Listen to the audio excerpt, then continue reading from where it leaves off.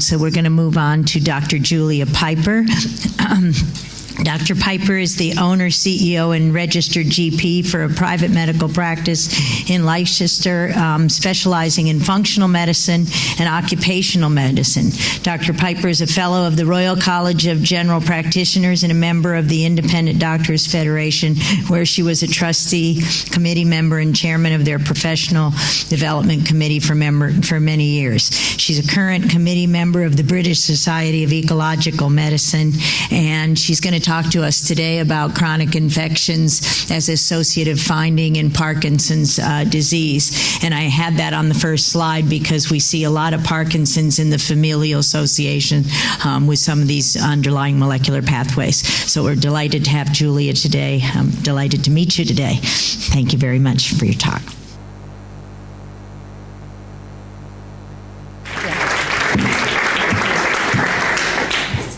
I'm hooked up, I think. So, yeah. Thank you very much, Judith, for that very kind introduction, and thank you very much to AONM for their, wonderful support of this multi-systems medicine over the years. And it's the first time I've spoken here, but it's a great pleasure.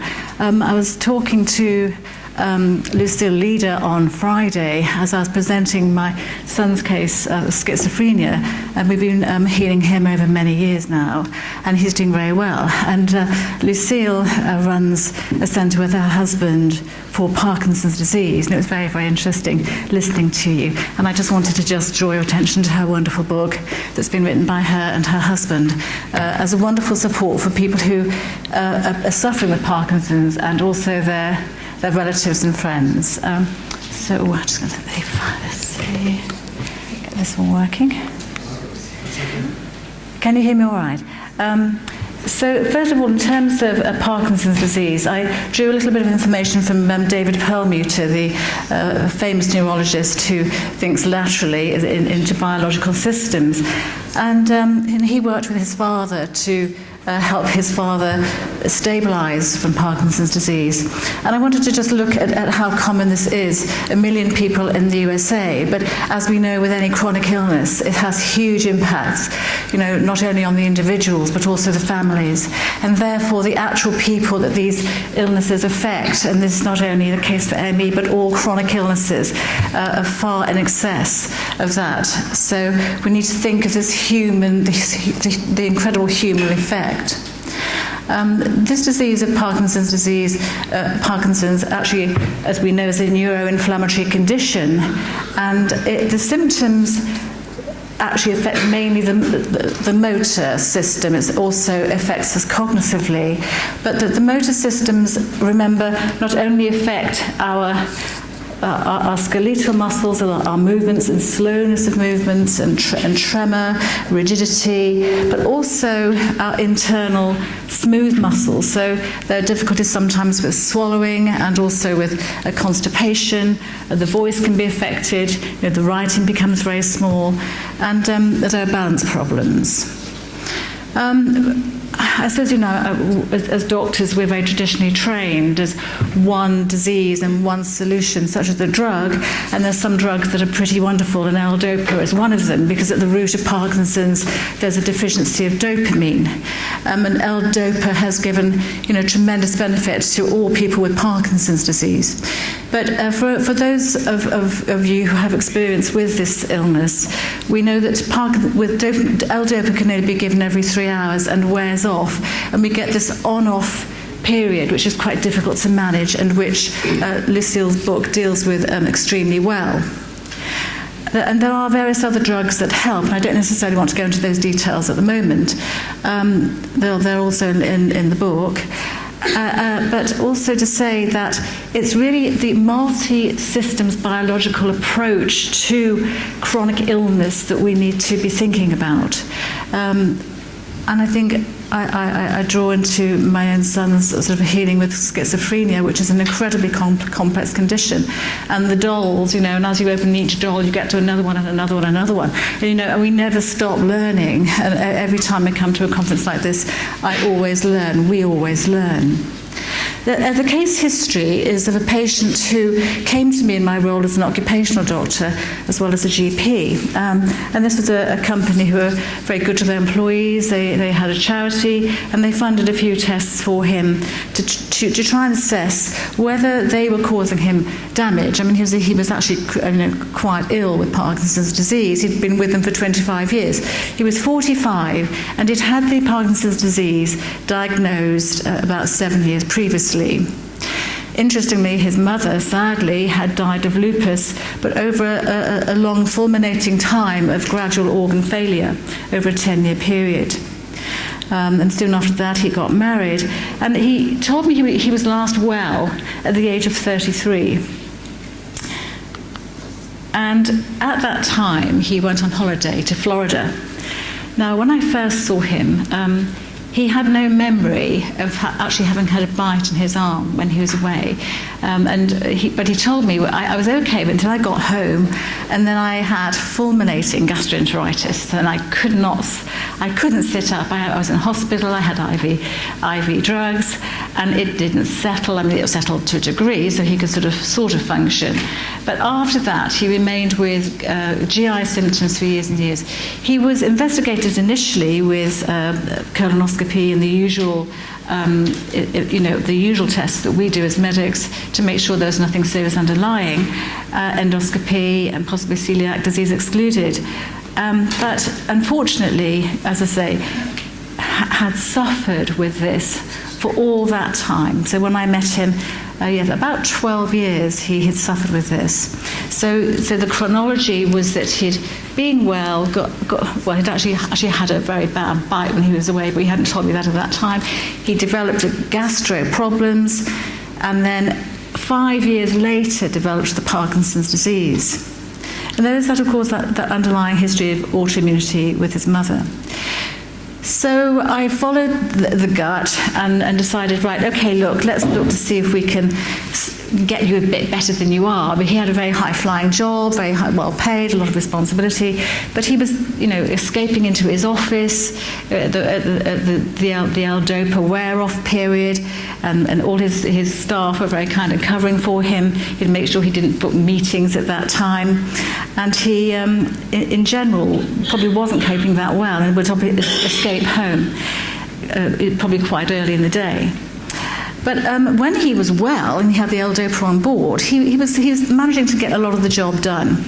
The test we did was to investigate his gut. We did some to try to work out whether certain foods were upsetting him. But we do know in Parkinson's anyway, there are certain groups that can be a problem, such as gluten, alcohol, red meat, dairy. So we probably were going to take those out anyway. But I find these IgG tests very, very helpful, about 200 foods that we test, and we try and take those out. I get quite good clinical responses from that.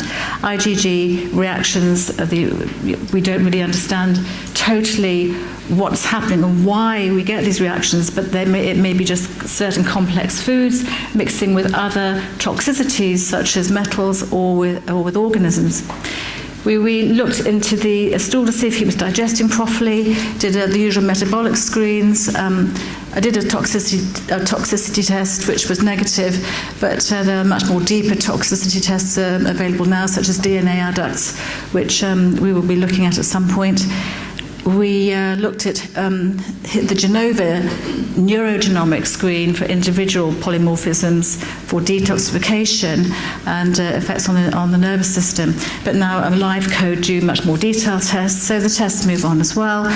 And we looked at his optimal nutritional evaluation just to look at functional deficiencies, because if we can pick up functional mineral or vitamin or amino acid deficiencies, those are the team players along the road from the pathway from tyrosine down to dopamine, and therefore if we're not forming dopamine properly because of deficiencies, we can sort that out too. Also measured hormones, because pregnenolone gets diverted off into the fight and flight response, and they get quite deficient in sex hormones. This was the result of the food sensitivities, and so we just take out the ones which are causing problems. As we know, that's not the whole story with food by any means, but sometimes it can be a good start. Gluten in particular is very destructive on our bodies, and we are aware of that. There's evidence from Fasano in America and Harvard on gluten, and I get that. I try to remove that from most people who are chronically ill. We've now moved over a bit further towards the paleo diet, so we're taking out most grain. And in those people who are not yet diagnosed Parkinson's and not yet on L-DOPA, we can sometimes use the keto diet. It can be a bit more awkward with the timing of their drugs and their food if they're already on L-DOPA, and that's just a more detailed discussion for another time. We're now looking at membrane medicine too, and trying to get fatty acid balance right, realizing that actually the brain and the nervous system and the membranes of our body are built on fatty acid as well as protein, and that we need to get the right oil, the right balance of oil that actually allows our immune system to function. We also have to ensure that we need to replace electrolytes and minerals, because these things are very important in our connectivity. And again, looking further into mitochondrial function, which I think is actually still so important in ME. I think it's touching on Byron's thoughts about the neuroplasticity of the brain, actually, and having seen that with schizophrenia. You know, if we carry out this sort of medicine, we will see miracles, and we can regenerate brain activity. Just to continue with the test results, the stool test showed high calprotectin, and as he hadn't been checked for many years, I did do an MRI angiogram to exclude IBD, and a CT cologram just to make sure nothing had changed. I don't want to go into too much detail because I know we're short of time. But and they were fine. So I think that the high calprotectin was inflammatory. But there was a lot we could do with this chap, because, of course, he hadn't been absorbing very well. I'm just going to move forward a bit. In some of the metabolic results, we showed that he probably wasn't methylating very well. His homocysteine was very high, and that wasn't surprising because his folate was extremely low and B12 low normal. And as we know from a functional perspective, some of the functional needs can be a lot higher than those normal ranges anyway. His free testosterone was low, and his reverse T3 slightly high. So there's probably some obviously problem with T3 connecting to receptors. And just looking at single genes probably isn't going to be helpful, but the MTHFR for methylation is a rate limiting step. So at this stage 3 years ago, I was looking at that, and it was negative. We looked at some of the inflammatory SNPs, such as interleukin-6 and 1B, and he had some compromise to that, so had a tendency towards inflammation anyway. And these are some of the products that we use in inflammation. He also had some glutathione SNPs, so he had an absent gene, which we'll see in a minute, and also polymorphisms. Two polymorphisms as well. There was some compromise to the antioxidant protection of his mitochondria, with superoxide dismutase being involved on one of the genes. And I think NAT also, there was a polymorphism which allowed him to build up more toxins than average. As I say, we try to look at metals, but I think some of the tests I'd be doing now would be a little bit deeper than that, because in order to test for metals, you've got to provoke their release from tissues, as they're very tightly bound. So I think a DNA adduct test would be the next on the list. So we're going to be looking at that soon, I hope. His adrenal function looked quite good. So these were the test results. These are the test results, basically, just a summary of them. We removed various foods. We replaced his testosterone for his general mood and other benefits. We supported his glutathione with NAC and alpha-lipoic acid, both of which cross the blood-brain barrier and which help to reduce inflammation. Nowadays, using liposomal glutathione, which is the master antioxidant and fantastic for inflammation, gave something to support magnesium and supported his gut, supported methylation, and replaced the low levels of vitamin D. I referred him to a neurologist who was an expert in actually trying to help and manage this wear-off period that he had with his L-DOPA, and introduce something to help his tremor. It's very important with Parkinson's that we consider, tremors and things, and we take those symptoms very seriously, and we can do DAT scans or a PET scan quite early to define very clearly whether this is a Parkinson's disease case or not. Because and it's very important that we do take symptoms seriously. What we tend to do as doctors is we wait for something to be totally recognizable classically, then give it a label and think, oh goodness me, we better give that a drug. But what we really need to be doing is thinking much sooner that all symptoms have a cause, and we need to find out what it is. This gentleman had a very strong family history of essential tremor, and really that meant something, that there's something going on. And so I guess when he had his first early symptoms, he didn't think much of it because everybody lived with that in his family. But in this case, obviously, it developed into something much more serious. I didn't see him for another year because his company, he didn't come back, and I thought, I guess that was probably good news, and it was. He was getting on a lot better. He was doing 18 holes of golf, which was pretty wonderful. But still at work, things weren't as good as they had hoped, and they were wondering whether he should retire. Remember, it's a highly stressful job, and what we don't want to do with Parkinson's is cause stress, because it worsens the condition. And we do have to think as occupational doctors on the effect of work on the patient, and is the work actually making them worse? So I saw him again in the June 2017, and he still had abdominal symptoms, interestingly, although he was a lot better.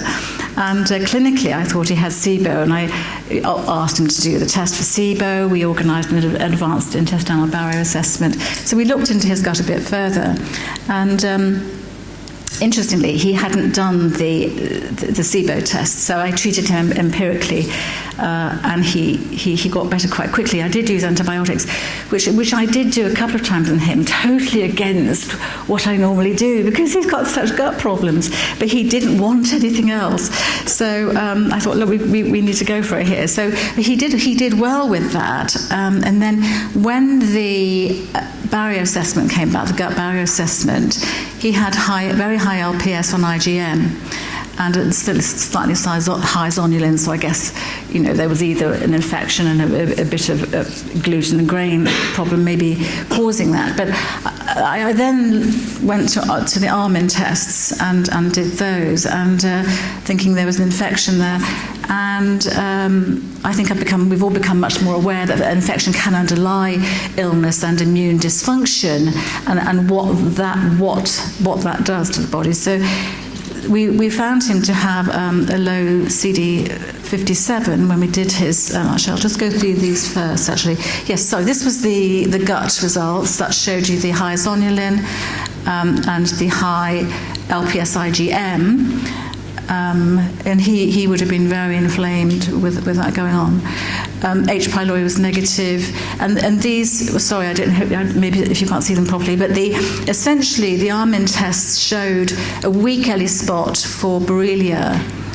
The natural killer cells CD57 were 93, and those can be low in a number of different situations. We think Borrelia is one of them, Epstein-Barr possibly, chlamydia pneumonia, mycoplasma pneumonia, there may be others. But it's always interesting to know. I always take a lot of notice when the immune system is depressed like that. And he had a lot of serous spot positive results. So, and as I say, it wasn't actually until he saw these results that he remembered the bite. And he said, oh my goodness, I had a bite, and my whole left arm swelled, and I had antibiotics, and then when I came back, I had the gastroenteritis, and that was the only time he really remembered it. And these are just really some of the other infections that we picked up, because when there's immune, maybe we don't know what the reason is, but with immune suppression, there's often a whole series of infections that light up, bearing in mind that we're probably 90% the genome of organisms and 10% the human genome. You know, if the immune system that probably controls that, our army, is dysregulated, then maybe that allows the expression of some other things as well. So it's trying to work out, what is going on and what is underlying. So I'm just going through these just to show you the Epstein-Barr was positive. I think there were about 5 organisms out of 7, which, when I looked at Armin's results from one of his previous lectures, which in general it's felt can have been raised in the past with Parkinson's. CMV is positive. And that was just a mention of IgG reactions, because in general, when they're considered to be, in traditional medicine, I guess, we think of that as a past infection, but I think when they're very high levels with some of the difficulties with the immune system responses, we consider they're sometimes due to a reactivating infection. So that's the zoster virus raised, Coxsackie, HIV, human herpesvirus 6. So a lot of tests were positive. We then did a little bit more work on methylation and found various deficiencies that we replaced and supported. I then started working with, fairly late on really, with Acumen, and we picked up obviously deficiency in mitochondrial function and also blocks to translocation, which are probably due to a combination of toxicity and infection, and that you can test with Acumen Labs to see what those DNA adducts are that are blocking translocation function. So that's another test we'll be doing with him. I mean, we couldn't do everything with him. Obviously, his company were paying, so we did pretty well, I hope. But throughout all of this, he was feeling a lot better, but there was always a lot more that we could do. So this is a summary of all the results that we have to date. I won't go through those again at the moment. You can look at them later. But these were the treatments. Now, again, against my... it's really, again, I'm a doctor, okay, I should be able to prescribe antibiotics fairly easily. But he wanted antibiotics, but I normally use the Cowden protocol. So we gave him a combination of 3 antibiotics to cover the intracellular, extracellular, the ones that cross the blood-brain barrier. And he actually did really quite well with those. He didn't react to them at all, he didn't get side effects. But when he started the tinidazole, then he did react, and he had to stop that. We added in some acyclovir, and subsequently I said to him, look, you have to promise me that if you have antibiotics, you will keep on your gut protocol throughout, and then you'll go on to the herbal protocol afterwards. And he did keep his promise, but he really reacted to the herbal protocol, so we had to stop that. And those are the other things we gave him. I wanted him to have some IV glutathione as well, because it's so fantastic for inflammation and getting rid of toxicities such as mercury. But he doesn't have anybody. He lives quite a long way and has no one to do that for him. Strict gut protocol. We supported him with bioidentical hormones. I also gave low-dose naltrexone and transfer factors on the basis of trying to support his immune system. So low-dose naltrexone, this is the dosing, and these are the benefits. It calms down excited microglial activity, which are the brain's immune cells. It enhances immune function and restores that Th1 to Th2 imbalance that has taken place with autoimmunity and with often running alongside the presence of Lyme. So the Th1 is depressed, and therefore the body has difficulty with fighting intracellular infection. LDN also downregulates Th17, which is a potent driver of autoimmunity. Transfer factors were used decades ago very successfully to try and target and mark our immune system and direct it to attack where it needs. And there are various types of these, and I've just put them on the slides. There are 4, there's 3 there, there's 4 altogether. And these are produced by Research Nutritionals, and these are the sort of tables that you use to find out which ones you should be giving your patients. And this is, thank you, Armin, a slide on what antibiotics to consider in Lyme. And then we also, in April 2018, I saw this, I didn't see this chap very often, I saw him sort of intermittently. I saw him, and this was what he said. He was due to retire at that time because the job was too stressful, and we got some benefit, but we weren't, we couldn't reverse it, put it that way. As many of these conditions we can't reverse, you'd have to get them pretty early for that. But we can get them a lot better. And so before he retired, we did some other tests, and we decided to look into the possibility of chronic inflammatory response syndrome, something I'm working with together with the Shoemaker protocol with Louise Card, who's here today.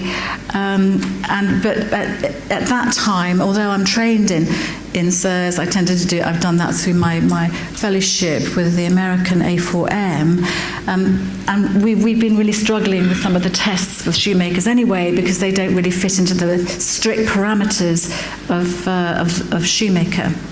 But it's important to think of mold as a potential problem in these patients, because it really does interfere with the resolution of people and their recovery from Lyme and from chronic infection. So he actually was shown to be positive for mold. He had very strongly positive urine results, probably because he'd been taking a liposomal glutathione, which maybe have released it from the tissues. He was Marcon's positive. Marcon's, if you've not come across it, is multiple antibiotic resistance, coagulase negative staphylococcal infection. And this, when you're looking for resistance for antibiotics, you sometimes see 1 or 2. He had 8 resistances, and therefore he's got a pretty entrenched immune system and very, very good at avoiding healing. Again, these are the Red Lab SIRS tests, which I'm not going to go into detail with here at the moment. But basically what SIRS does, it tries to look at the terrain of the body. It measures the hormones and immune system reactions at a much deeper level, and tries to look at a number of different parameters. I think there's 37 different symptoms, 13 different groups of symptoms, and there's a number of different tests which are quite complex. And then there's an 11-stage process which has to be very strictly followed in order for the patient to improve.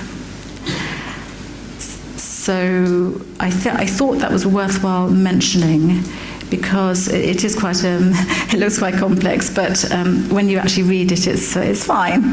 And Louise does a fantastic job with that, and I try to help her on the prescription side.